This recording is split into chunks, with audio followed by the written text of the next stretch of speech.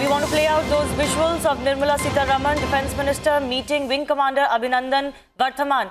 These are the first pictures now coming in. Remember, it's been a very tense couple of days as far as the Wing Commander is concerned. He was in Pakistan captivity after an amazing, historic dogfight in a MiG-21 Bison that even brought down a Pakistani F-16, amongst other jets that had tried to invade into Indian airspace. Late last night, after much drama and even a forceful interview, a propaganda video shot with him, Pakistan handed over Wing Commander Abhinandan to the Indian officials. And there you can see, even as he continues to be debriefed and continues to undergo medical tests, Defence Minister Nirmala Sitharaman is meeting India's Braveheart, along with other officials as well. Tejinder, coming to you across for more on this.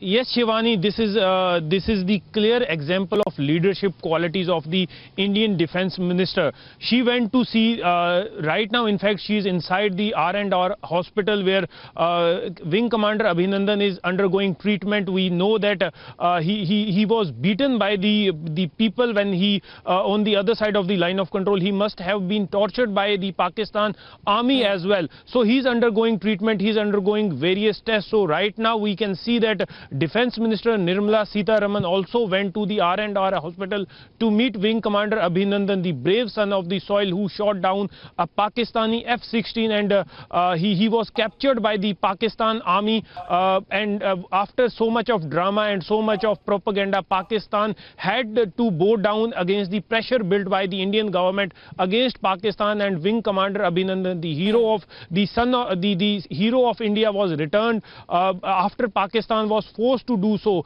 And now the Defence Minister Nirmala Sitharaman has gone to the R&R hospital to see this son of the soil, to meet him and to interact with him. Though what transpired during the meeting is yet to be ascertained, but yes, the Defence Minister went to the R&R hospital to see the brave heart of India who shot down an F-16 aircraft of Pakistan Air Force. And after so much of drama and so much of torture, Pakistan was forced to return him to India. Yes, Shivani.